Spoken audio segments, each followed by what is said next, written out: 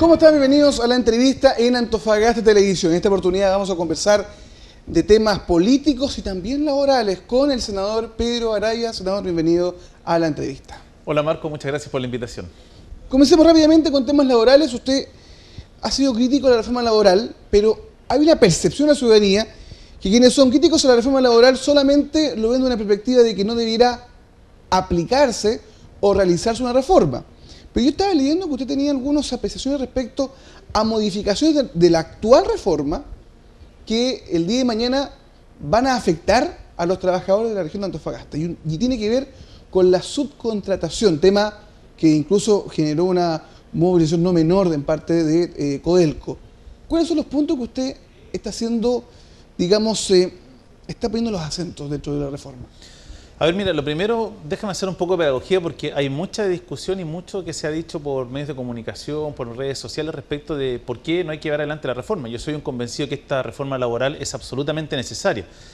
Por dos razones. Nosotros hoy día tenemos un sistema laboral que regula las relaciones laborales, especialmente lo que dice relación en la negociación colectiva, que es absolutamente desigual. Tenemos por una parte el dueño de la empresa o el empleador que tiene todas las potestades frente a un sindicato que tiene muy pocas posibilidades de llevar adelante una negociación colectiva. Sí, que hay sindicato. Si es que hay sindicato, porque en muchas empresas ni siquiera hay sindicato. Entonces, ¿qué es lo que ocurre? Hoy día la legislación laboral, cuando se va al proceso de negociación colectiva, en la práctica el sindicato no tiene herramientas de fuerza. ¿Por qué razón? Porque la ley permite dos instituciones que son bastante fundamentales para el empleador y que perjudican la huelga. Una es el reemplazo en huelga, que le permite al empleador poder reemplazar a aquellos trabajadores que están en huelga.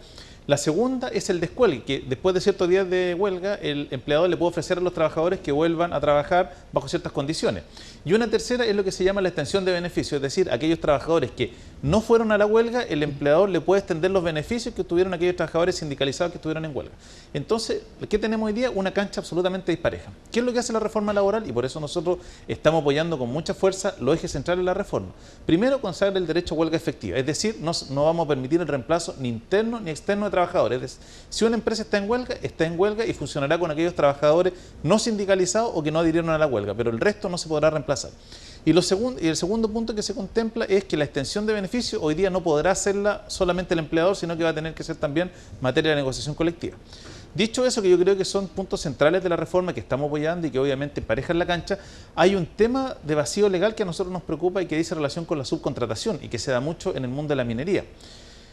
¿Qué es lo que está ocurriendo hoy día? Que las empresas mandantes, que puede ser una minera, una empresa del retail o cualquier otra empresa, una gran empresa subcontrata servicios. ¿Qué es lo que ocurre? Que ese subcontrato respecto de la empresa subcontratada es considerado un contrato civil o eventualmente de carácter comercial por parte de la empresa mandante y como consecuencia de ello no se le hacen aplicables una cantidad importante de normas laborales.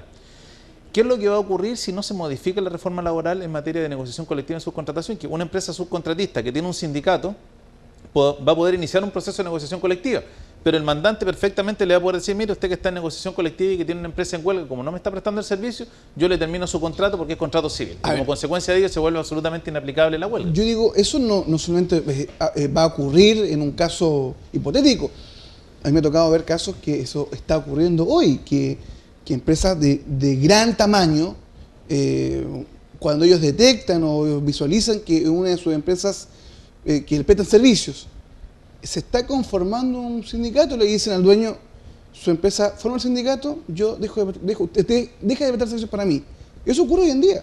Es que justamente por eso es uno de los vacíos que tiene la reforma laboral que no está abordando los problemas que tiene la subcontratación. Hoy día efectivamente tenemos grandes empresas en nuestra región que cuando detectan que va a haber sindicato, que va a haber un proceso de negociación colectiva, presionan a esta empresa subcontratada a que no se forme el sindicato, que no haya proceso de negociación colectiva bajo efectivamente la amenaza de modificarle el contrato o derechamente terminarle el contrato, porque eso es un contrato civil que no tiene el amparo de las normas laborales. Y por eso, ¿qué le hemos pedido al gobierno, especialmente al ministro de Hacienda, al ministro Valdés y a la ministra Jimena Rincón, de poder estudiar la ley de subcontratación y poder proteger a las empresas que están en estos procesos, porque si no, no tiene ningún sentido que legislemos respecto a la huelga de los subcontratistas cuando en la práctica no van a poder formar sindicatos y tampoco van a poder hacer efectivo el proceso de negociación colectiva. ¿Y hacerse responsable también del trabajador subcontratado por parte de la empresa mandante? Lo que nosotros hemos planteado porque yo dejo de tener trabajadores, o sea, yo antes contrataba trabajadores por la empresa, yo ahora externalizo, tanto otro contrata, pero ese trabajador finalmente trabaja en mi empresa, cumple labores en mi empresa, es en teoría un trabajador de mi empresa y a veces tiene sueldos que son bajos el sueldo mínimo. Hay unos mecanismos que permiten que eso ocurra porque finalmente con los bonos, una serie de incrementos, finalmente el sueldo a pagar termina siendo más el sueldo mínimo, pero ese es el base, es menos el sueldo mínimo. Es que justamente lo que ha ocurrido con la ley de subcontratación es que muchas empresas de gran tamaño principalmente lo que han hecho es sacar trabajadores que debieran ser trabajadores propios, que hoy día están en una empresa subcontratista, donde la única responsabilidad legal que tienen es que el empleador de ellos les pague las remuneraciones y las cotizaciones, pero se desentiende, por ejemplo, del valor de las remuneraciones, de los beneficios que se pueden obtener en una negociación colectiva. Por eso lo que nosotros le hemos pedido al gobierno es que hoy día entendemos que la reforma laboral, lo ideal sería que pudiéramos resolver esto en este proyecto de ley, pero estamos bastante conscientes que va a ser poco probable que se haga y hemos pedido que se constituya una mesa de trabajo para estudiar la ley de subcontratación donde justamente podemos terminar con todo este tipo de abusos y cerrando estas brechas que las empresas han encontrado para poder maximizar la utilidad y desentenderse de lo que debiera ser su principal capital, que son los trabajadores.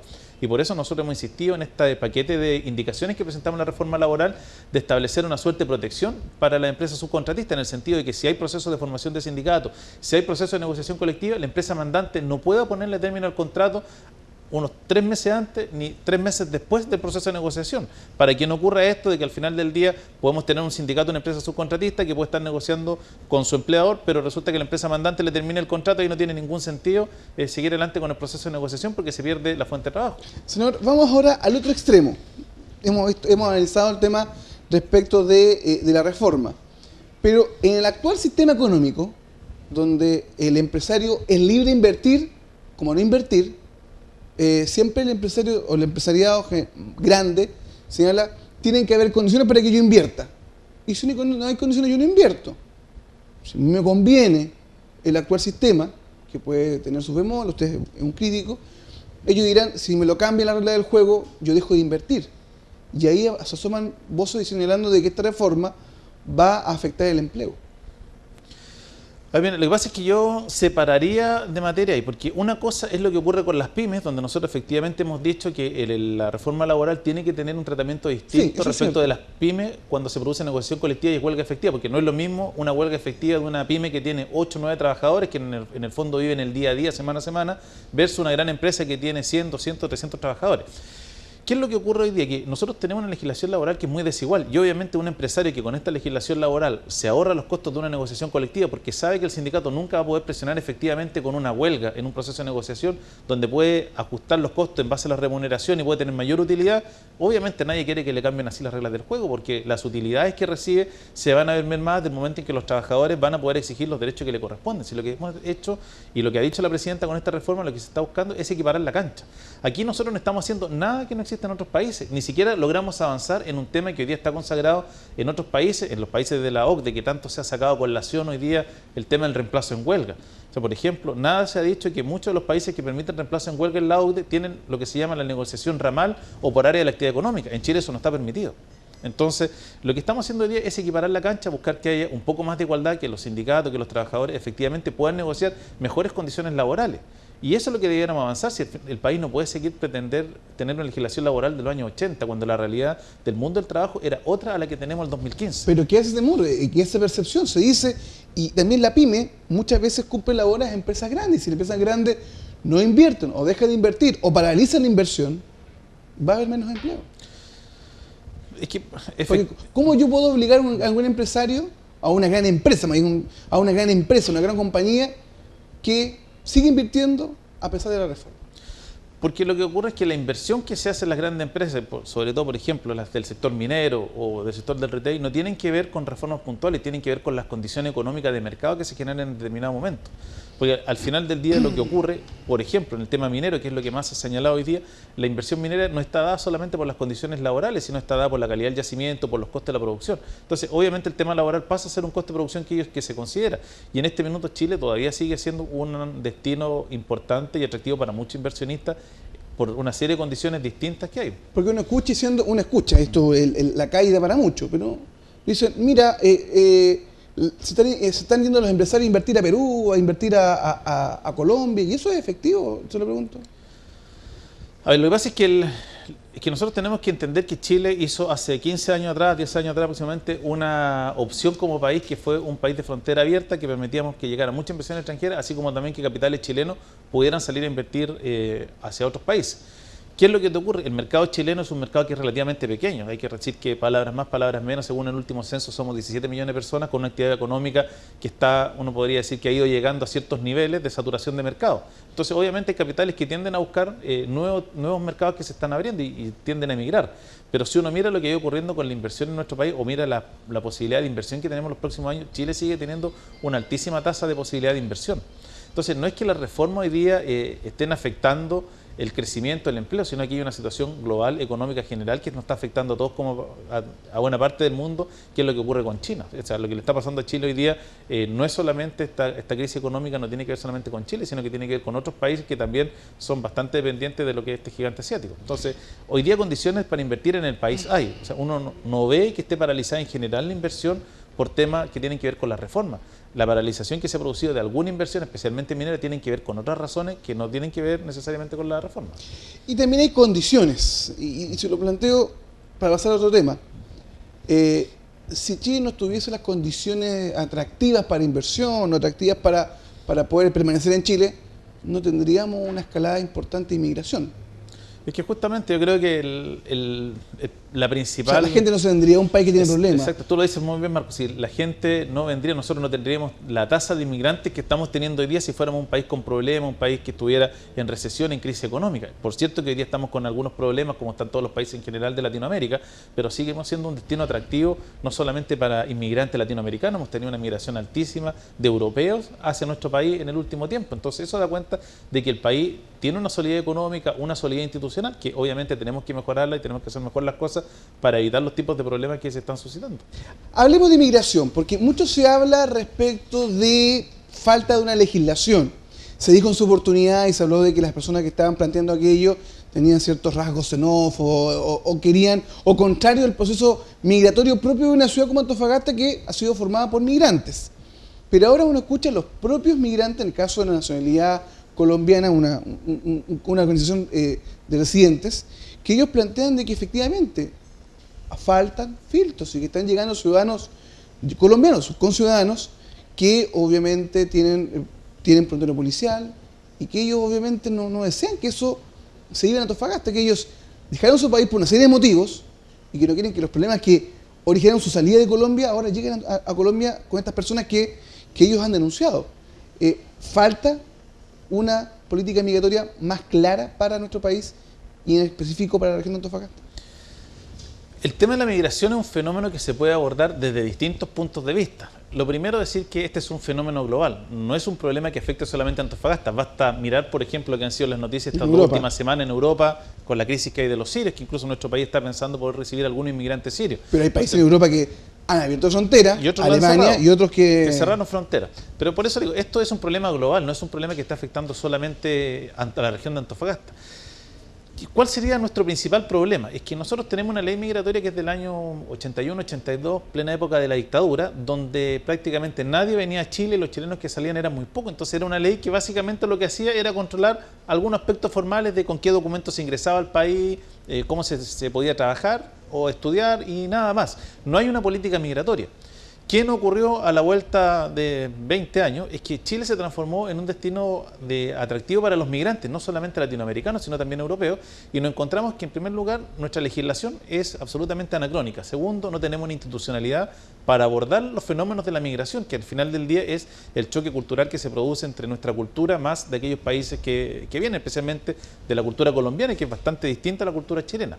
Y en esto, ¿qué es lo que esperamos nosotros? Que efectivamente podamos tener una legislación adecuada que fije políticas migratorias, es decir, que diga qué tipo de migrantes queremos que lleguen a nuestro país y para qué queremos que lleguen, como ya Chile lo ha hecho. O sea, cuando uno revisa la historia de Chile, hemos tenido fenómenos migratorios. O sea, basta pensar lo que fue la colonización del sur con los alemanes, que en esa época, el gobierno de la época, y fue a Europa a buscar migrantes para poder colonizar el sur de Chile. Y ahí tenemos la extensa colonia alemana. O el mismo caso de Winnipeg, donde Pablo Neruda entrevistó a cada español que se subió al barco. Exactamente, el Winnipeg. O basta pensar, por ejemplo, lo que ocurrió en Antofagasta. Si Antofagasta es una ciudad de migrantes, o sea, la colonia yugoslava, hoy colonia croata, la colonia china, la colonia griega son grandes. Entonces, Antofagasta es la única ciudad que además celebra un festival de colectividad extranjera que se celebra justamente para recordar a los migrantes que ayudaron a construir la ciudad. Pero hoy día, como no tenemos esa política migratoria que existió en décadas pasadas, efectivamente ha llegado extranjeros que, entrando a nuestro país, primero, ninguna autoridad les dice cuáles son los requisitos que tienen que cumplir para estar en el país, qué es lo que ocurre, por ejemplo, si infringen las normas, cuál es su sanción, o cómo pueden optar ellos a tener una visa de trabajo o a quedarse en el país. Y lo que debiera venir hoy día es una ley migratoria que efectivamente se haga cargo de esto y que además de eso puede establecer en forma rápida cómo se resuelven las expulsiones de aquellos extranjeros que cometen delitos y que están ilegales en el país. Esto también tiene un componente adicional, Marco, porque yo creo que, y esto lo hemos conversado con los policías, si uno revisa los extranjeros que entran a Chile, la gran mayoría que entra por pasos habilitados no son los que te generan problemas, pues son extranjeros que hay un cierto control al entrar, donde hoy día, producto de los convenios que ha suscrito Chile con el gobierno colombiano, con Interpol, hoy día hay una base de datos mucho mayor para saber si un extranjero que está tratando de ingresar al país ha delinquido o no en su país de origen. Entonces eso le permite a la policía hacer un filtro y rechazar el ingreso al país. ¿Dónde tenemos el problema? Es en el norte, donde la vulnerabilidad de la frontera es gigantesca. Hoy día, pasos no habilitados. Exactamente. Hoy día tenemos entre la región de Arica, Iquique y Antofagasta una cantidad importante de pasos no habilitados, que son los tradicionales o que se conocían como los caminos del Inca, donde se puede cruzar la cordillera sin ningún tipo de control. Que tampoco hay cordillera ahí. Exactamente. Es una suerte de valle que hay y que permite que la policía no tiene forma de control. Nosotros no tenemos capacidad hoy día en personal humano de tener un control fronterizo en cada uno de estos puntos que están identificados por las policías, donde permanentemente se hacen redadas para evitar estos pasos. Pero es que además, lo que han molestado a los ciudadanos colombianos, que hay que decirlo, la gran mayoría, y esto es un tema estadístico, incluso policial, que tuve la posibilidad de constatarlo con Carabineros, vienen a aportar y no están involucrados ni en temas de violencia intrafamiliar, ni ninguno. Vienen a aportar a la ciudad, vienen a buscar un mejor destino para ellos o incluso sus hijos. Pero están preocupados, porque están llegando ciudadanos colombianos con antecedentes policiales, con, no sé cómo decirlo, actitudes o conductas que en su país han generado mucho desequilibrio y ellos han preferido llegar a Chile, a un país mucho más tranquilo. Y eso le preocupa. Y uno de los ciudadanos que atacó a estos ciudadanos chinos en el centro tenía antecedentes penales y además tenía un decreto de expulsión, pero seguía en Chile. Es que mira, yo creo que aquí hay dos tipos de problemas. Uno, que son los problemas delictuales, aquellos extranjeros que vienen a cometer delitos, donde efectivamente ahí hay que aplicarle todo el rigor de la ley. Pero si uno revisa, por ejemplo, la fría estadística que tanto nos gusta citar, no más del 5% de las personas que están condenadas hoy día por el sistema penal son extranjeros. Sí, y no son precisamente colombianos, sino que son de otras nacionalidades. ¿Dónde se nos produce el problema? Por ejemplo, lo que sucedió con estos ciudadanos chinos, que teníamos un colombiano que estaba con orden de expulsión, pero dado que el proceso de expulsión que se produce en Chile es un proceso muy engorroso, desde que se dicta la orden de expulsión hasta que ésta materialmente se produce, teóricamente pueden llegar a pasar 2 hasta 3 años, producto del procedimiento administrativo y judicial que hay para reclamar de la expulsión. Entonces, ¿qué le hemos pedido al gobierno hoy día nosotros? Simplificar los procedimientos de expulsión. En este caso, por ejemplo, si está decretada la orden de expulsión, acortar los plazos y que esa orden se produzca y que mientras se está cumpliendo o el extranjero está con orden de expulsión, se le generen ciertas medidas cautelares para evitar que efectivamente pueda cometer algún tipo de delito. Entonces, es un tema que hay que resolverlo a la brevedad, el tema de las expulsiones, porque el sistema administrativo es muy engorroso. Entonces, eso lleva a que efectivamente este ciudadano extranjero que cometió el delito, que presumiblemente cometió este delito, estaba con la orden de expulsión, pero estaba todo en el procedimiento administrativo y por eso no se había concretado la expulsión. O se producen cosas tan absurdas como, por ejemplo, que está con orden de expulsión y un tribunal le dicta una orden de arraigo. Entonces, no se puede cumplir la orden de expulsión porque hay una orden judicial que le impide salir del país. Bueno. Son esas cosas que hay que simplificar y que lo hemos estado conversando con la gobernadora Fabiola Rivero, y donde hoy día se va a generar un sistema que efectivamente permita cruzar de mejor manera la información y cumplir más rápidamente la expulsión. Pero donde yo creo que está el principal problema, que no tiene que ver con los hechos delictuales, sino que tiene que ver con la convivencia vecinal, que es lo que a uno le reclaman permanentemente cuando visita distintos sectores de la ciudad. Yo siempre lo he dicho, los chilenos en general tenemos un consenso que, como sabemos que se trabaja de lunes a viernes, generalmente los días de fiesta nuestros son viernes, sábado y domingo y eventualmente el jueves. Y sabemos que hay cierta hora respecto... El viernes chico. El viernes chico, el jueves. Todos sabemos que hay cierta hora hasta que uno puede hacer bulla y que si después de esa hora a uno se le pasa la bulla y se pasa de copa, llama a Carabineros y se corta la fiesta. Eso ha sido siempre. Lo que nos está ocurriendo hoy día, que muchos colombianos que han llegado a vivir a Antofagasta y que están viviendo y que se han ido formando verdaderos barrios de colombianos en distintos puntos de la ciudad, no respetan esa tradición cultural. Entonces, ¿qué es lo que le reclama a uno? No todos, son algunos. ¿Qué le reclama a uno a la gente cuando va a población a reunirse con clubes deportivos, con clubes de adulto mayor, con centros de madre, con organizaciones sociales? Que efectivamente ellos empiezan la fiesta, empiezan la parranda el día lunes y no paran en toda la semana, siguen toda la noche, no respetan los horarios. Entonces eso obviamente lo que está generando son problemas de convivencia, que no necesariamente van a causar delitos, sino que tiene que ver con el día a día. Y eso es lo que uno percibe, que iba generando mucha molestia en el interior de distintas comunidades, distintos barrios de Antofagasta, que históricamente han sido barrios que son muy tranquilos, porque principalmente son barrios donde viven adultos mayores, gente que trabaja. Y ahí también es donde tenemos que entrar con planes de intervención que permitan a estos ciudadanos colombianos que están viviendo en Chile, que tienen que entender que aquí hay reglas del juego, que tienen que respetar, que son comunes para todos, no solo para ellos, sino también para cualquier migrante que esté en nuestro país, así como también para los chilenos.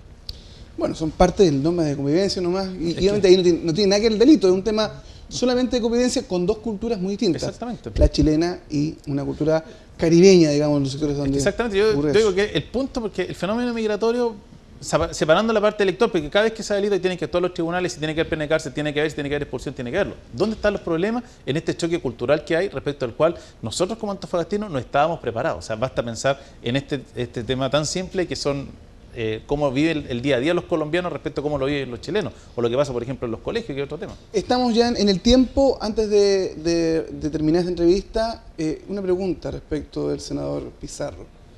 Si Antofagasta tuviese un terremoto, ¿usted se iría a un mundial de rugby los días después?